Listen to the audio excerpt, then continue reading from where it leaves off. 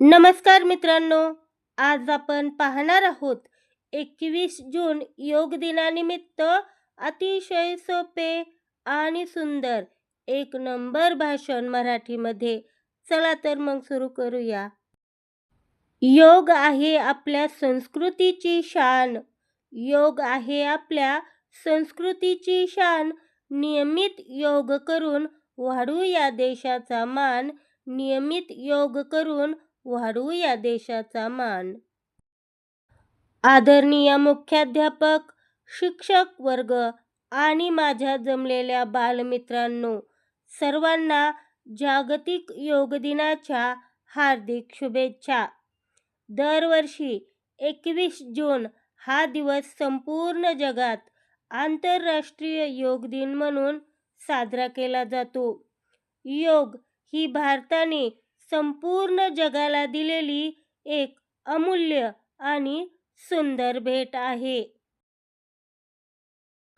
योग या शब्दाचा अर्थ जुळवून घेणे किंवा एकत्र येणे असा होतो.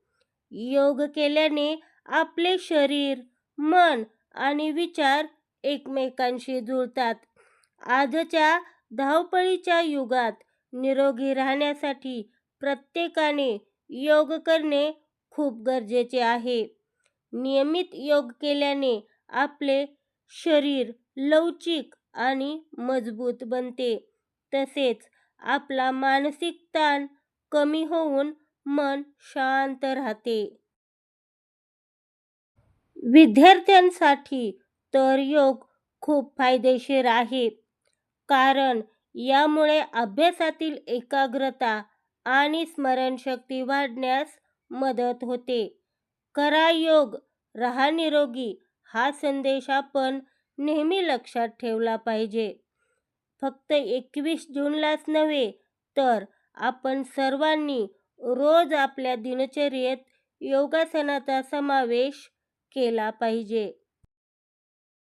चला, आज आपण सर्वांनी मिळून दररोज कमीत कमी 15 ते 20 मिनिटे योग करण्याचा संकल्प करूया आणि आपले जीवन सुखी व निरोगी बनवूया. करा योग, रहा निरोगी हाच मंत्र जपूया. करा योग, रहा निरोगी हाच मंत्र जपूया. आज योग दिनी सुंदर संकल्प करूया. आज योग दिनी सुंदर संकल्प करूया. मला येथे माझे विचार मांडण्याची संधी दिली त्याबद्दल धन्यवाद. जय हिंद, जय महाराष्ट्र.